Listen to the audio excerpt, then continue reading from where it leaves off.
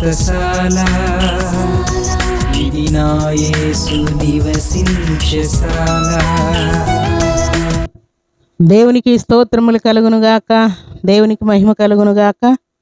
సర్వశక్తిమంతుడు అయినటువంటి దేవాది దేవుడు దేవుని సన్నిధానంలో చేరినటువంటి మనలందరినీ జ్ఞాపకం చేసుకుని ఈ శుభదినాన్ని దేవుడు మనకు అనుగ్రహించాడు ప్రియులారా. అందుకై దేవదేవుని స్తుతిస్తూ ఉన్నాను.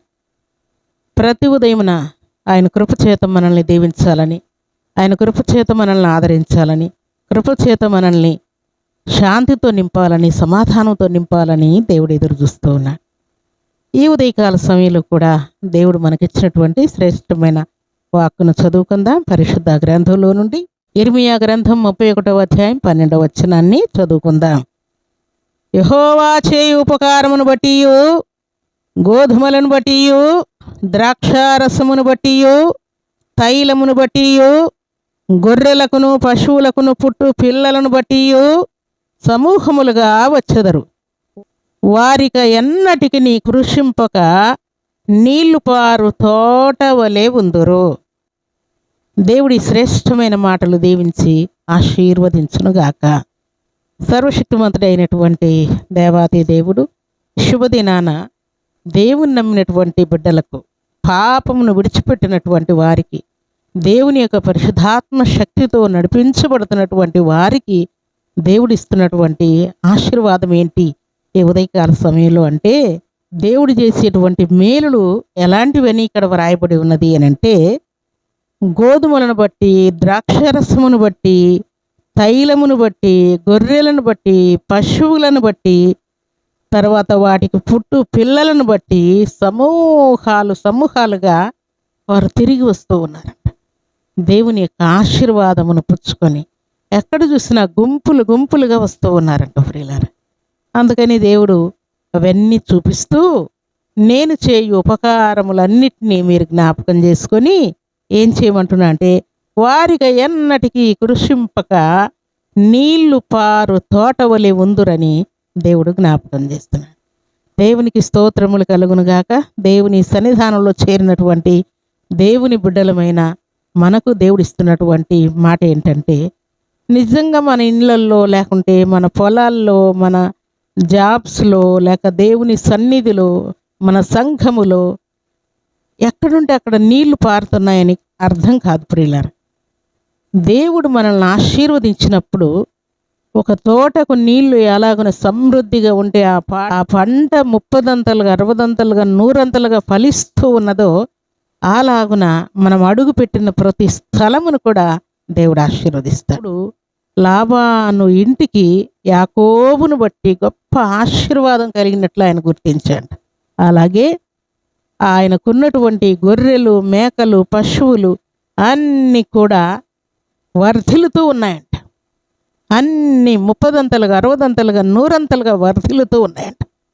అందుకని యాకోబు తిరిగి తన తండ్రి ఇంటికి బయలుదేరినప్పుడు లాబాను అంటూ ఉన్నాడు, నీ ఆశీర్వాదము నా మీద ఉండునట్లుగా నీవు నా దగ్గరే ఉండవని ఆయన కోరుకుంటూ ఉన్నాడు. నువ్వు వెళ్ళిపోతే ఆశీర్వాదం వెళ్ళిపోతుందేమో అంటూ ఉన్నాడు.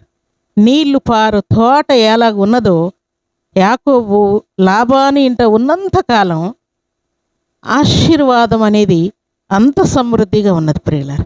అందుకని యాకోబుకు ఏర్పాటు చేసినటువంటి మంద సపరేట్ అయింది ప్రియులారా. అలాగే లాబాను యొక్క మంద సపరేట్ అయిపోయింది. అంతగా దేవుడు సమూహాలుగా వారిని ఆశీర్వదించినట్లు వ్రాయబడింది. వారు కృషింపక ఎలాగున్నారంట, నీళ్లు పారు తోట వలె వారు ఉన్నట్టుగా అక్కడ వ్రాయబడింది. దేవునికి స్తోత్రములు కలుగునుగాక. దేవుడు నీళ్లు పారు తోట వలె మనల్ని ఉంచాలని, వారు ఎప్పుడు ఉబుకుచుండు ఊట వలె ఉంటారని కూడా దేవుడు తెలియజేశాడు. దేవుని సన్నిధిలో చేరినటువంటి దేవుని ప్రియబిడ్డలమైన మనం ఇక కృషింపక నీళ్లు పారు తోట వలె వారికి మీదట ఉంటారని దేవుడు సెలవిస్తున్నాడు.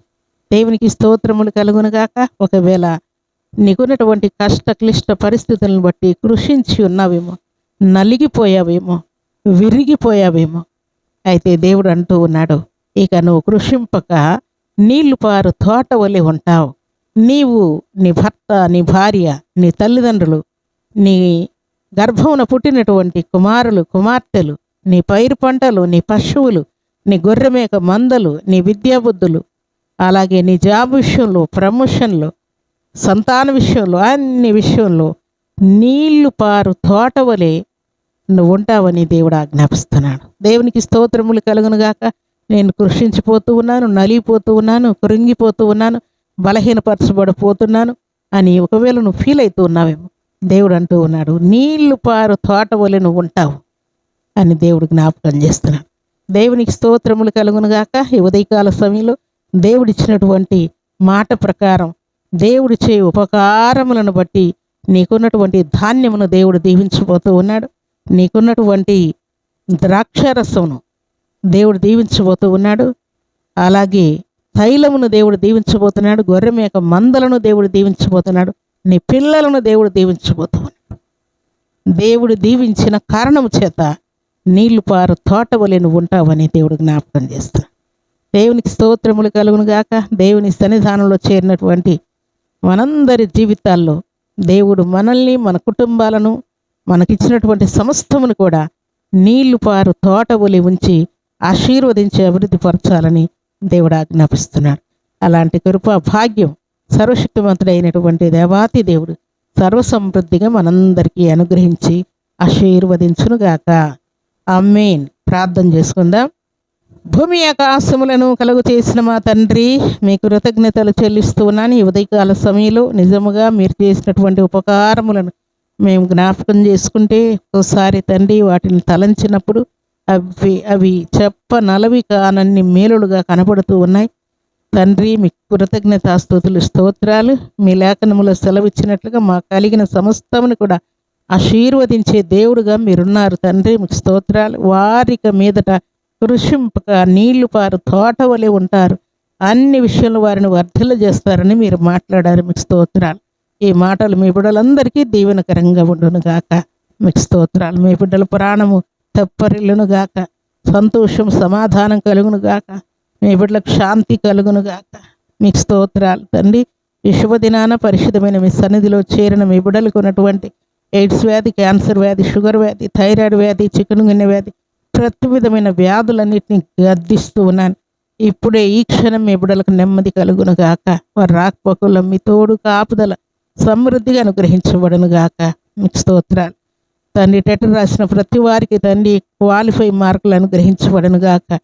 డిఎస్సిలో తండ్రి మీ బిడ్డలకు జాబ్స్ అనుగ్రహించబడును గాక. యవ్వన బిడ్డల వివాహాలు సెటిల్ అయిపోవును గాక. సంతానం లేని ప్రతి బిడ్డకు సంతానం కలుగును గాక.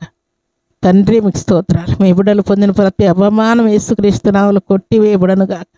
మీ బిడ్డలు ఇక మీదట కురుషింపక నీళ్లు పారు తోట వలె ఉందరుగాక. మీకు స్తోత్రాలు. పరిశుద్ధమైన మీ సన్నిధిలో చేరిన మీ బిడ్డలందరినీ కూడా మీరు ఆశీర్వదించినందుకై మీకు కృతజ్ఞతాస్తుతులు, స్తోత్రములు చెల్లిస్తూ ఈ ఉదయకాల దీవెనల ఆశీర్వాదములు సమృద్ధిగా మీ బిడ్డల మీద ఉంచినందుకు, సమస్త కీడులు కష్టాలన్నీ తొలగించినందుకై స్తుతిస్తూ యేసుక్రీస్తు పరిశుద్ధమైన నామములో స్తుతించి ప్రార్థించి వేడుకుంటున్నాము తండ్రి. ఆమేన్.